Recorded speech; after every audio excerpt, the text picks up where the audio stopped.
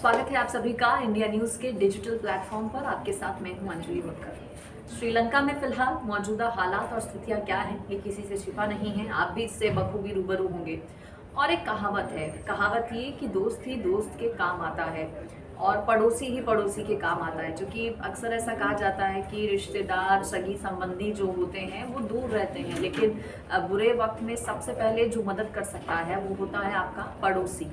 और ऐसा ही कुछ देखने को मिल रहा है श्रीलंका और भारत के बीच में भी।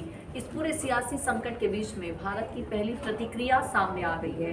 केरल पहुंचे विदेश मंत्री एस जयशंकर की तरफ से इस पर बयान पहली बार दिया गया है। इस पूरे संकट पर विदेश मंत्री एस जयशंकर की तरफ से कहा गया है कि श्रीलंका हमारा पुराना दोस्त रहा है और अलग अलग कई मौकों पर भारत की तरफ से श्रीलंका की कई बार मदद की जा चुकी है।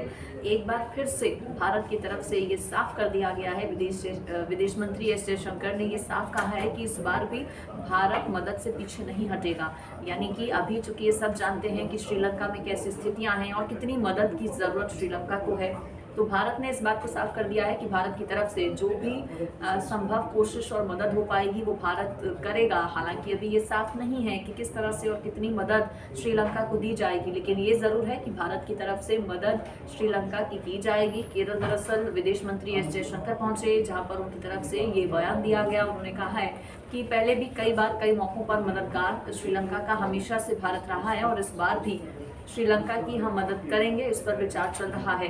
फिलहाल जो मौजूदा हालात हैं, स्थितियां हैं, वो बेहद बेकार हो चुके हैं, बद से बदतर हो चुके हैं। श्रीलंका में बताया जा रहा है कि 13 जुलाई को जो वहाँ के राष्ट्रपति हैं गोटबाया राजपक्षे, उनकी तरफ से इस्तीफा दिया जाएगा। वैसे में सवाल ये भी है कि 13 जुलाई का इंतजार क्यों किया जा रहा है, जब देश की जनता जनार्दन इतने ज़बरदस्त गुस्से में है, आक्रोश में है, सड़कों पर उतरी हुई है, नाराज़गी जाहिर कर रही है, राष्ट्रपति भवन पर कब्जा जमा लिया गया है, तो आखिर 13 जुलाई का इंतजार क्यों।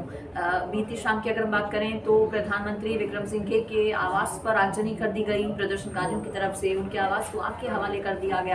उसके बाद ही विक्रम सिंघे की तरफ से इस्तीफा दे दिया गया अपना, और इंतजार फिलहाल गोटबाया राजपक्षे के इस्तीफे का करना होगा। लेकिन राहत की और अच्छी खबर श्रीलंका के लिहाज से ये हो सकती है कि भारत मदद से इस बार भी पीछे नहीं हटेगा। भारत ने एक बार फिर से कह दिया है कि मदद करेंगे। हालांकि अगर हम बाकी दूसरे देशों की बात करें तो चीन का एक बड़ा हाथ इसके पीछे माना जाता है। कहा जाता है कि चीन की तरफ से जो श्रीलंका है उसको पूरी तरह से कर्ज में डुबोने की एक कोशिश की गई है। जो कि इस वक्त मौजूदा हालात की अगर हम बात करें तो एक बड़ा कर्जा है, एक बहुत बड़ा अमाउंट है जो कि श्रीलंका पर कर्ज के तौर पर है। ऐसे में देखना होगा कि और बाकी कौन कौन से देश आगे आते हैं श्रीलंका की मदद करने के लिए।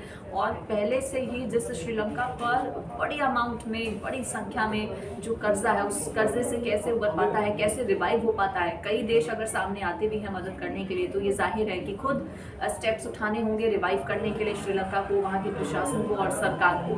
अब देखना होगा आगे आने वाले दिनों में स्थितियाँ जो बेकाबू पूरी तरह से हो चुकी हैं श्रीलंका में, वो कैसे वापस पटरी पर लौटती हैं। फिलहाल जानकारी ये है कि सर्वदलीय सरकार की बात की जा रही है और फिलहाल जो मौजूदा कार्यभार है वो स्पीकर को सौंप दिया गया है। स्पीकर की तरफ से फिलहाल जब भी सभी जो स्थितियां वहां पर बनी हुई हैं उस पर नजर रखी जाएगी। साथ ही साथ सर्वदलीय सरकार को लेकर भी चुनाव की तारीख का ऐलान बताया जा रहा है कि जल्द ही होगा।